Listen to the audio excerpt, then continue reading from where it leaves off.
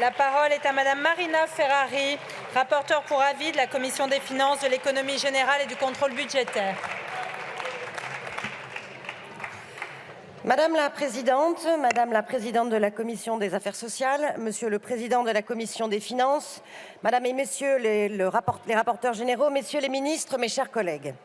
Suivant la tradition, la Commission des finances s'est saisie pour avis du projet de loi de financement rectificatif de la sécurité sociale pour 2023 et a émis un avis favorable à son adoption le vendredi 30 janvier, au terme d'une journée qui aura permis de distinguer d'un côté, celles et ceux qui, d'entre nous, comme le gouvernement, sont attachés à la protection et à la hausse du niveau de vie de nos retraités, à la répartition juste de l'effort des actifs, mais surtout à la préservation de notre système de retraite par répartition. Et de l'autre, celles et ceux qui sont prêts à mettre en danger le service des pensions, voire à réduire leur montant, qui considèrent le travail comme une aliénation dont on ne guérirait qu'en interdisant aux entreprises de réussir et qui préfèrent faire financer les retraites par la dette qui pèse de plus en plus sur les générations futures. Au regard du rapport du COR, dans l'ensemble des scénarios présentés, nous ferons face à un déficit de financement au cours des années à venir. Selon l'hypothèse centrale retenue par le gouvernement, ce déficit atteindra 0,5 points de PIB en 2040, puis 0,8 en 2070. Sur les 10 prochaines années, ce sont 150 milliards de déficits cumulés que nous risquons. Or, un système de retraite, pour tenir ses promesses vis-à-vis des retraités d'aujourd'hui et de demain, se doit d'être équilibré. Le refuser, c'est hypothéquer l'avenir. Je tiens ici à écarter certaines propositions irréalistes ou démagogiques. Non, on ne peut pas fonder le rétablissement des comptes de l'assurance vieillesse sur les recettes fluctuantes comme les bénéfices ou les dividendes. Mais oui, c'est en réduisant le coût du travail que l'on soutient l'emploi, que l'on renforce la compétitivité et que l'on augmente les recettes. Preuve est faite depuis 2017. Non, on ne peut pas redescendre l'âge de départ à la retraite à 60 ans. Notre démographie très défavorable interdit tout retour en arrière. Alors que nous comptions dans les années 90 3 actifs pour un retraité, nous en avons actuellement 1,7 pour un retraité et prochainement 1,5 actifs pour un retraité. Nier l'évidence revient à mentir aux Français. Quelques mots à présent sur le périmètre de la loi de finances stricto sensu.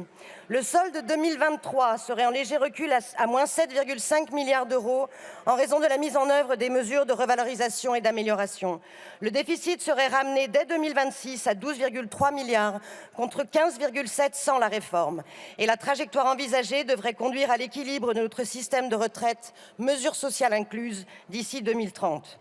Nous commençons donc ce jour, chers collègues, l'examen d'un texte dont l'ambition est bien l'équité et la solidarité entre les générations.